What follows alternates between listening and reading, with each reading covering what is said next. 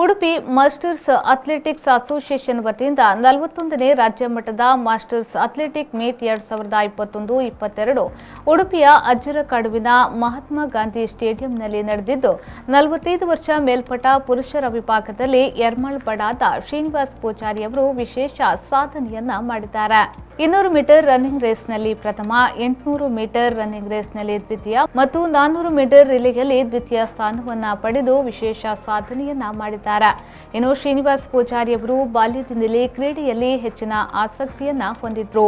8ನೇ ತರಗತಿವರೆಗೆ ವಿದ್ಯಾಭ್ಯಾಸವನ್ನ ಪಡೆದಿದ್ದ ಶ್ರೀನಿವಾಸ್ ಪೂಜಾರಿ ಅವರು ಆ ಬಳಿಕ ವಿದ್ಯಾಭ್ಯಾಸ ಮುಂದುವರಿಸಲು ಆಗದೆ ಮೊಟಕುಗೊಳಿಸಿದ್ರು.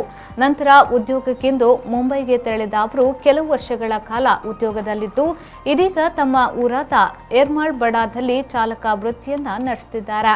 ಕ್ರೀಡೆಯಲ್ಲಿ ರಾಷ್ಟ್ರಮಟ್ಟದಲ್ಲಿ ಮಿಂಚಬೇಕೆಂಬ ಆಸೆ ಶ್ರೀನಿವಾಸ್ ಪೂಜಾರಿ ಅವರದ್ದು. ಮಾತ್ರವಲ್ಲದೆ ಪ್ರಿನ್ಸ್ ಉಚ್ಚಿಲ ಕ್ರಿಕೆಟ್ ಟೀಮ್ನಲ್ಲಿ ಉತ್ತಮ ಆಟಗಾರರು ಆಗಿದ್ದಾರೆ.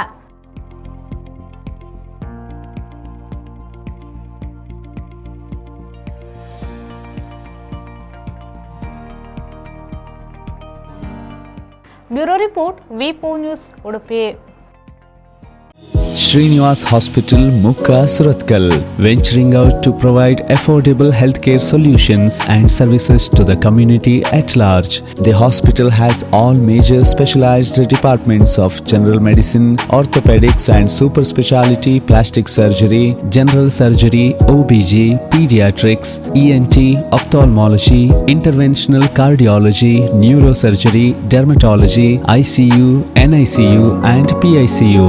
We are supported with diagnostic facilities like fully equipped radiology unit and pathology lab, and support facilities like blood bank, pharmacy and 24/7 ambulance services. For more information, please contact Srinivas Hospital, Mukka, Surathkal.